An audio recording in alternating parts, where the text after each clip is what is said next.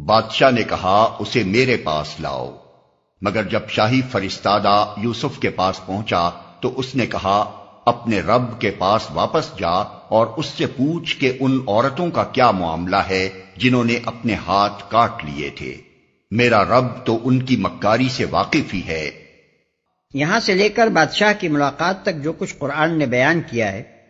جو اس قصے کا ایک بڑا ہی اہم باب ہے، اس کا کوئی ذکر بائبل اور تلمود میں نہیں ہے۔ بائبل کا بیان ہے کہ بادشاہ کی طلبی پر حضرت یوسف علیہ السلام فوراً چلنے کے لیے تیار ہو گئے، حجامت بنوائی، کپڑے بدلے اور دربار میں جا حاضر ہوئے۔ تلمود اس سے بھی زیادہ گھٹیا صورت میں اس واقعے کو پیش کرتی ہے۔ اس کا بیان یہ ہے کہ بادشاہ نے اپنے کارندوں کو حکم دیا کہ یوسف کو میرے حضور پیش کرو، اور یہ بھی ہدایت کر دی کہ دیکھو ایسا کوئی کام نہ کرنا کہ لڑکا گھبرا جائے اور صحیح تعبیر نہ دے سکے۔ چنانچہ شاہی ملازموں نے یوسف علیہ السلام کو قید خانے سے نکالا، حجامت بنوائی، کپڑے بدلوائے اور دربار میں لا کر پیش کر دیا۔ بادشاہ اپنے تخت پر بیٹھا تھا، وہاں زر و جواہر کی چمک دمک اور دربار کی شان دیکھ کر یوسف علیہ السلام ہکا بکا رہ گئے اور ان کی آنکھیں خیرہ ہونے لگی۔ شاہی تخت کی 7 سیڑھیاں تھیں۔ قاعدہ یہ تھا کہ جب کوئی معزز آدمی بادشاہ سے کچھ عرض کرنا چاہتا تو وہ 6 سیڑھیاں چڑھ کر اوپر جاتا اور بادشاہ سے ہم کلام ہوتا تھا،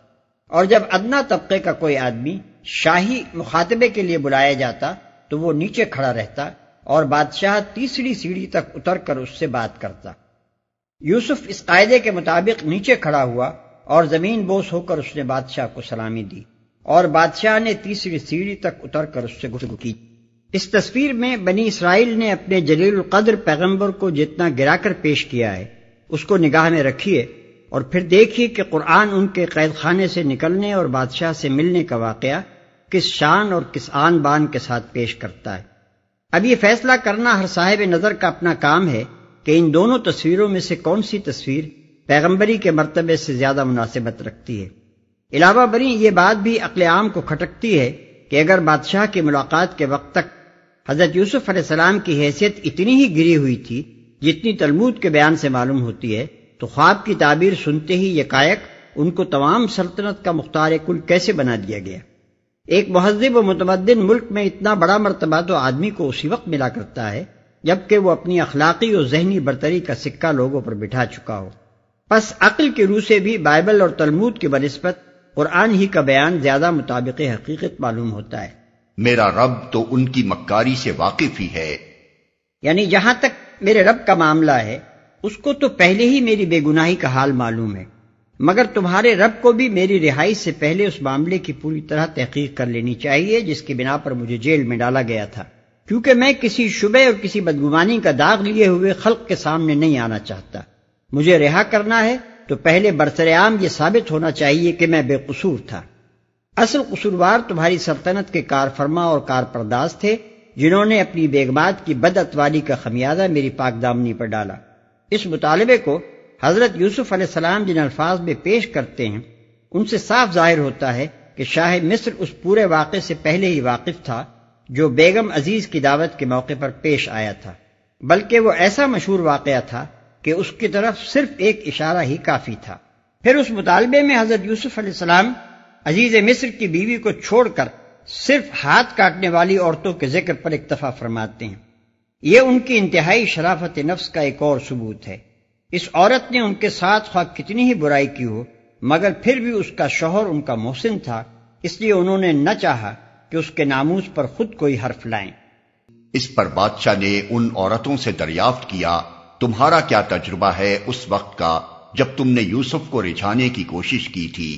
سب نے یک زبان ہو کر کہا حاشا للہ، ہم نے تو اس میں بدی کا شائبہ تک نہ پایا۔ عزیز کی بیوی بول اٹھی اب حق کھل چکا ہے، وہ میں ہی تھی جس نے اس کو پھسلانے کی کوشش کی تھی، بے شک وہ بالکل سچا ہے۔ بادشاہ نے ان عورتوں سے دریافت کیا ممکن ہے کہ شاہی محل میں ان تمام خواتین کو جمع کر کے یہ شہادت لی گئی ہو، اور یہ بھی ممکن ہے کہ بادشاہ نے کسی معتمد خاص کو بھیج کر فردن فردن ان سے دریافت کرایا ہو۔ بے شک وہ بالکل سچا ہے۔ اندازہ کیا جا سکتا ہے کہ ان شہادتوں نے کس طرح 8-9 سال پہلے کے واقعات کو تازہ کر دیا ہوگا، کس طرح حضرت یوسف علیہ السلام کی شخصیت زمانہ قید کی طویل گمنامی سے نکل کر یکایک پھر سطح پر آ گئی ہوگی، اور کس طرح مصر کے تمام اشراف، معززین، متوسطین اور عوام تک میں آپ کا اخلاقی وقار قائم ہو گیا ہوگا۔ اوپر بائبل اور تلمود کے حوالے سے یہ بات گزر چکی ہے کہ بادشاہ نے اعلان عام کر کے تمام مملکت کے دانشمندوں اور علماء اور پیروں کو جمع کیا تھا، اور وہ سب اس کے خواب کا مطلب بیان کرنے سے عاجز ہو چکے تھے۔ اس کے بعد حضرت یوسف علیہ السلام نے اس کا مطلب بتایا۔ اس واقعے کی بنا پر پہلے ہی سے سارے ملک کی نگاہیں آپ کی ذات پر مرتکز ہو چکی ہوں گی۔ پھر جب بادشاہ کی طلبی پر آپ نے باہر نکلنے سے انکار کیا ہوگا تو سارے لوگ اچنبے میں پڑ گئے ہوں گے کہ یہ عجیب قسم کا بلند حوصلہ انسان ہے جس کو 8-9 برس کی قید کے بعد بادشاہ وقت مہربان ہو کر بلا رہا ہے، اور پھر بھی وہ بےتاب ہو کر دوڑ نہیں پڑتا۔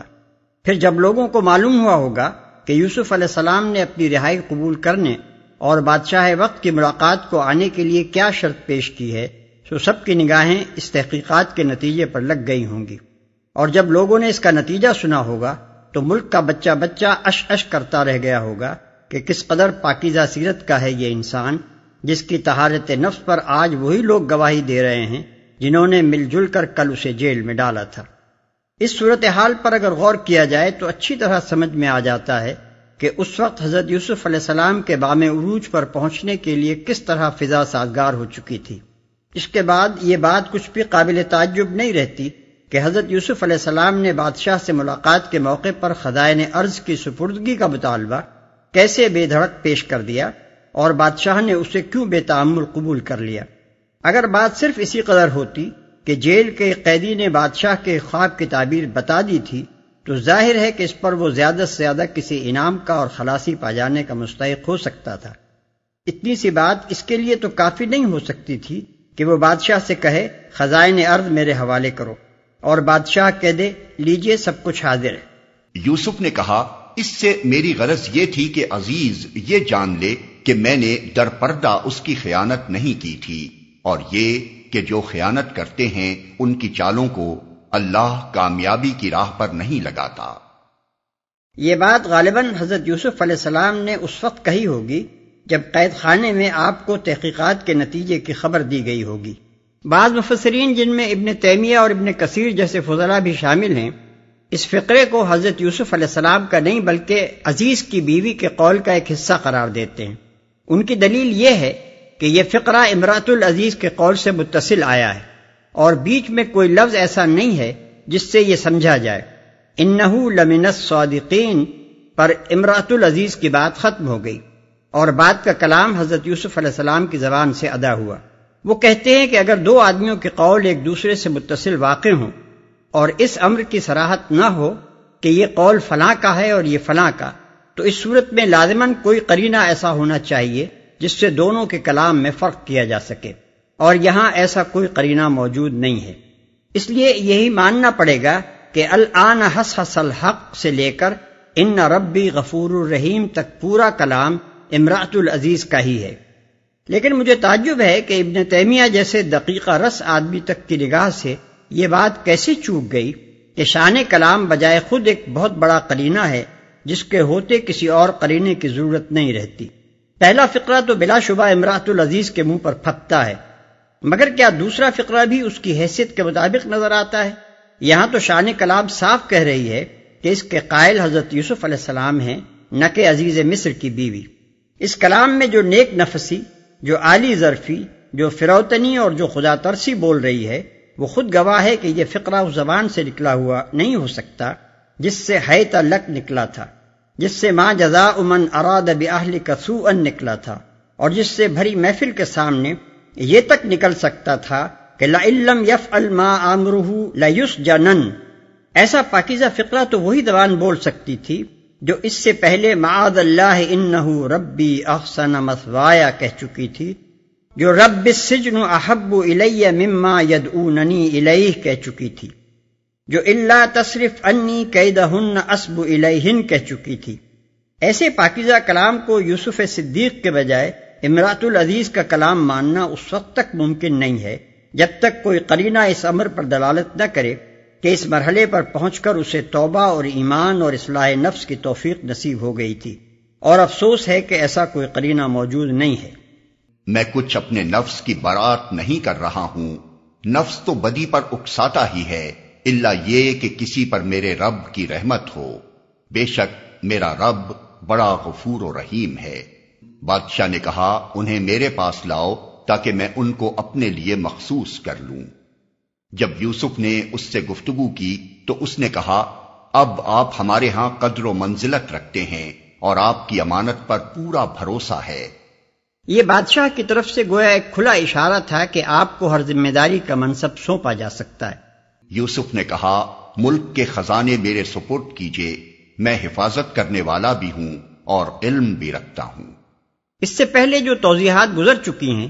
ان کی روشنی میں دیکھا جائے تو صاف نظر آئے گا کہ یہ کوئی نوکری کی درخواست نہیں تھی جو کسی طالب جاہ نے وقت کے بادشاہ کا اشارہ پاتے ہی جھٹ سے پیش کر دی ہو۔ در حقیقت یہ اس انقلاب کا دروازہ کھولنے کے لیے آخری ضرب تھی جو حضرت یوسف علیہ السلام کی اخلاقی طاقت سے پچھلے 10-12 سال کے اندر نشو و نما پا کر ظہور کے لیے تیار ہو چکا تھا، اور اب جس کا فتح باب صرف ایک ٹہوکے ہی کا محتاج تھا۔ حضرت یوسف علیہ السلام آزمائشوں کے ایک طویل سلسلے سے گزر کر آ رہے تھے، اور یہ آزمائشیں کسی گمنامی کے گوشے میں پیش نہیں آئی تھیں، بلکہ بادشاہ سے لے کر عام شہریوں تک مصر کا بچہ ان سے واقف تھا۔ ان آزمائشوں میں انہوں نے ثابت کر دیا تھا کہ وہ امانت، راست بازی، حلم، ضبط نفس، عالی ظرفی، ذہانت و فراست اور معاملہ فہمی میں کم از کم اپنے زمانے کے لوگوں کے درمیان تو اپنا نظیر نہیں رکھتے۔ ان کی شخصیت کے یہ اوصاف اس طرح کھل چکے تھے کہ کسی کو ان سے انکار کی مجال نہ رہی تھی۔ زبانیں ان کی شہادت دے چکی تھیں، دل ان سے مسخر ہو چکے تھے، خود بادشاہ ان کے آگے ہتھیار ڈال چکا تھا۔ ان کا حفیظ اور علیم ہونا اب محض ایک دعویٰ نہ تھا بلکہ ایک ثابت شدہ واقعہ تھا جس پر سب ایمان لا چکے تھے۔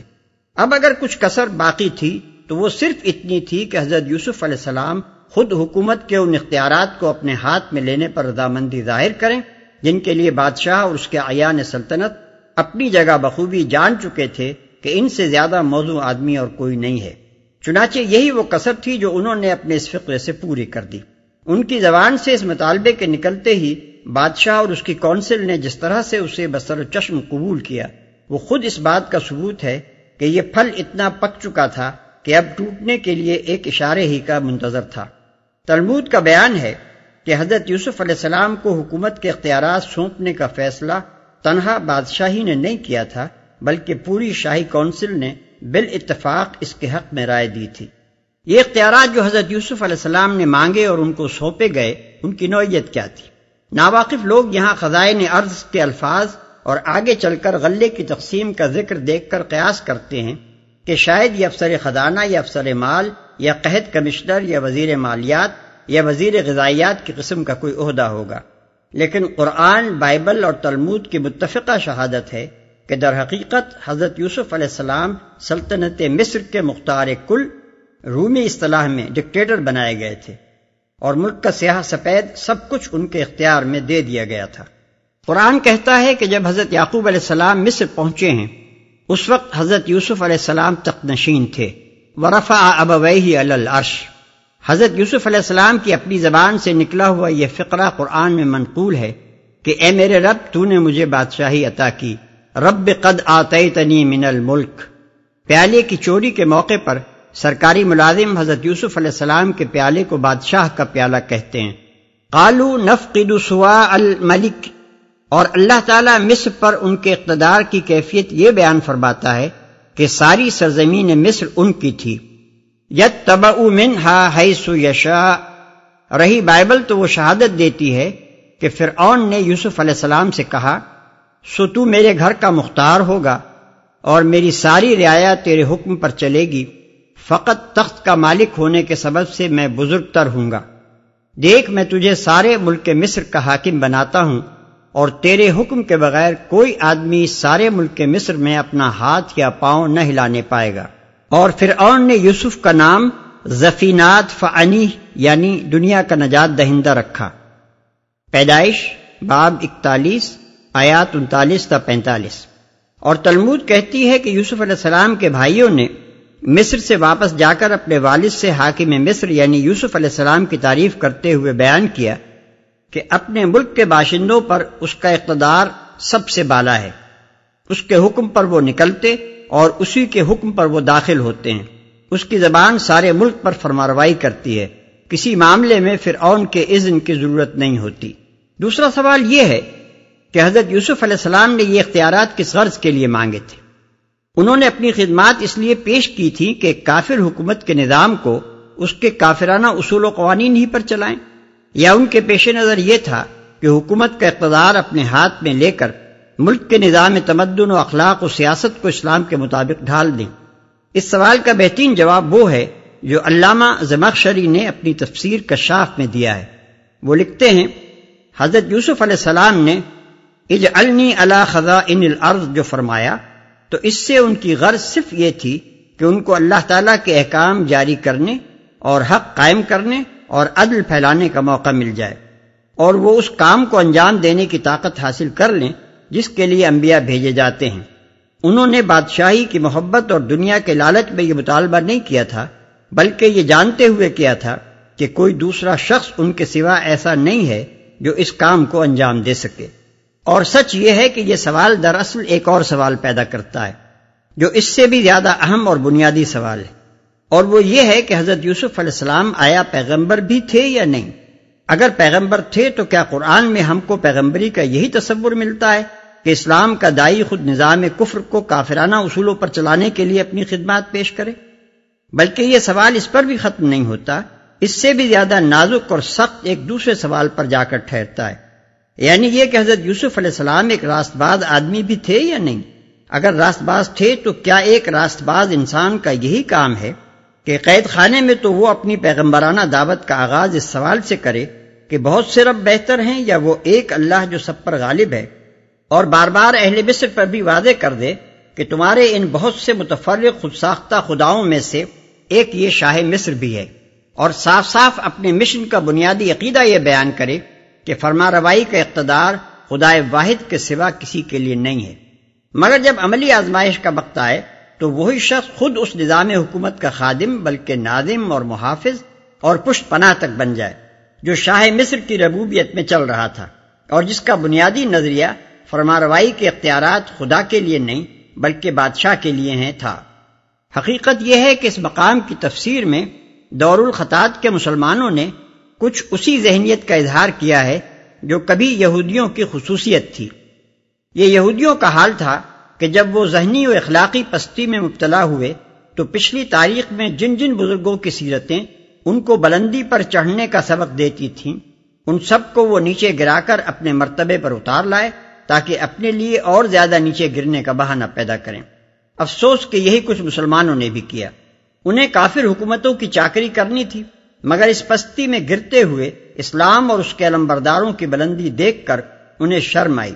لہذا اس شرم کو مٹانے اور اپنے ضمیر کو راضی کرنے کے لیے یہ اپنے ساتھ اس جلیل القدر پیغمبر کو بھی خدمت کفر کی گہرائی میں لے گرے جس کی زندگی دراصل انہیں یہ سبق دے رہی تھی کہ اگر کسی ملک میں ایک اور صرف ایک مرد مومن بھی خالص اسلامی اخلاق اور ایمانی فراست و حکمت کا حامل ہو تو وہ تنہا مجرد اپنے اخلاق اور اپنی حکمت کے زور سے اسلامی انقلاب برپا کر سکتا ہے،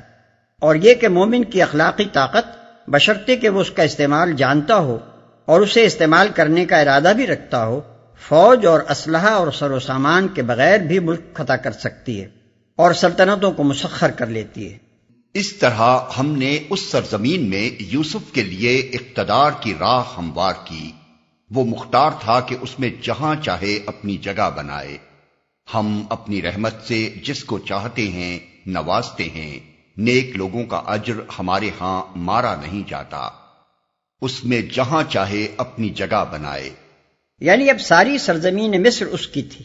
اس کی ہر جگہ کو وہ اپنی جگہ کہہ سکتا تھا، وہاں کوئی گوشہ بھی ایسا نہ رہا تھا جو اس سے روکا جا سکتا ہو۔ یہ گویا اس کامل تسلط اور ہمگیر اقتدار کا بیان ہے جو حضرت یوسف علیہ السلام کو اس ملک پر حاصل تھا۔ قدیم مفسرین بھی اس آیت کی یہی تفسیر کرتے ہیں۔ چنانچہ ابن زید کے حوالے سے علامہ ابن جریر طبری نے اپنی تفسیر میں اس کے معنی یہ بیان کیے ہیں کہ ہم نے یوسف علیہ السلام کو ان سب چیزوں کا مالک بنا دیا جو مصر میں تھیں۔ دنیا کے اس حصے میں وہ جہاں جو کچھ چاہتا کر سکتا تھا۔ وہ سرزمین اس کے حوالے کر دی گئی تھی، حتیٰ کہ اگر وہ چاہتا کہ فرعون کو اپنا زیر دست کر لے اور خود اس سے بالاتر ہو جائے تو یہ بھی کر سکتا تھا۔ دوسرا قول علامہ موصوف نے مجاہد کا نقل کیا ہے، جو مشہور ائمہ تفسیر میں سے ہیں۔ ان کا خیال ہے کہ بادشاہ مصر نے یوسف علیہ السلام کے ہاتھ پر اسلام قبول کر لیا تھا۔ اور آخرت کا اجر ان لوگوں کے لیے زیادہ بہتر ہے جو ایمان لے آئے اور خدا ترسی کے ساتھ کام کرتے رہے۔ یہ تنبیہ ہے اس امر پر کہ کوئی شخص دنیاوی حکومت و اقتدار کو نیکی و نیکوکاری کا اصل اجر اور حقیقی اجر مطلوب نہ سمجھ بیٹھے، بلکہ خبردار رہے کہ بہترین اجر اور وہ اجر جو مومن کو مطلوب ہونا چاہیے وہ ہے جو اللہ تعالیٰ آخرت میں عطا فرمائے گا۔